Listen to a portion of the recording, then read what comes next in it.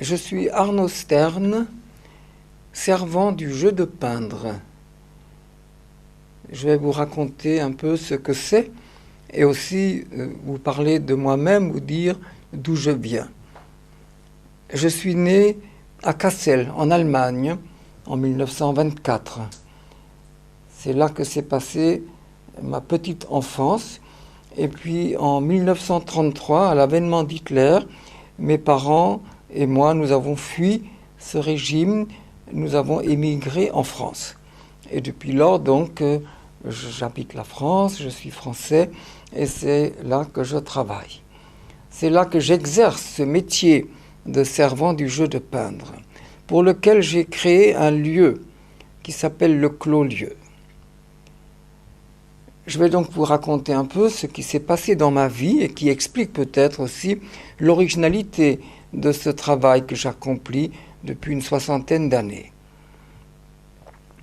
Lorsque la France a été occupée, nous avons fui la petite ville où nous habitions dans l'est de la France et nous sommes allés d'abord dans la zone libre, dans la zone dite libre, et puis lorsque la menace s'est fait sentir d'être arrêtée dans cette zone libre, nous avons passé la frontière suisse. Ce n'était pas facile, mais nous avons réussi à entrer en Suisse et nous avons été accueillis dans un camp et nous avons passé 3 années dans le camp de travail en Suisse.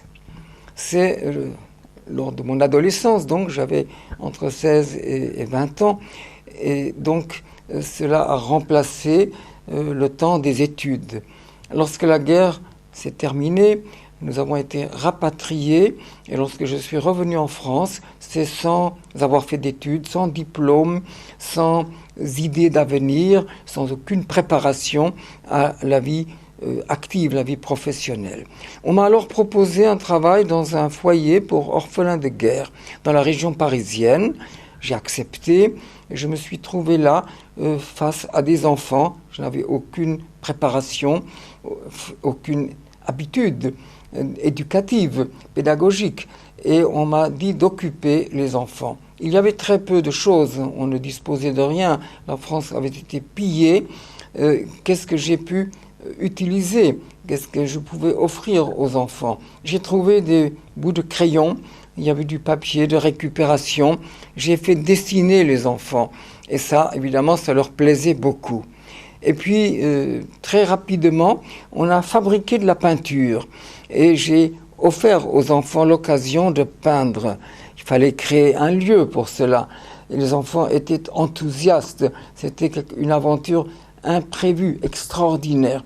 Les enfants ont peint, ils ne voulaient plus faire que ça, ils voulaient peindre toute la journée. Tous les enfants voulaient participer à ce jeu. Cela était extraordinaire, je l'ai dit, et cela a duré un peu plus que 2 années. Et puis ensuite, lorsque j'ai quitté cette maison, je n'avais qu'une envie, c'est de continuer à faire ce que j'avais entrepris avec les enfants, avec les orphelins dans ce foyer. Alors j'ai créé en ville un atelier qui s'est appelé l'Académie du Jeudi. Pourquoi cette appellation? C'est parce que le jeudi était alors le jour de congé des enfants et on savait tout de suite quand on parlait du jeudi que ça concernait les enfants.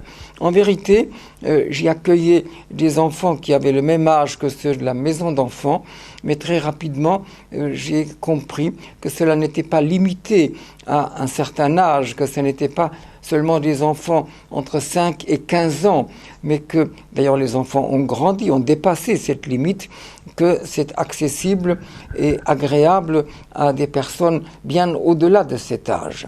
Donc j'ai accueilli des personnes plus grandes et aujourd'hui dans le Clos-Lieu, car c'est ainsi que s'appelle ce lieu que j'ai créé, viennent des personnes de tous âges. Les plus petits ont entre 2 et 3 ans et les plus âgés ont dépassé la soixantaine, largement dépassé la soixantaine. Et ils viennent en groupe d'une quinzaine de personnes et dans chaque groupe il y a des anciens, des nouveaux, des grands, des petits.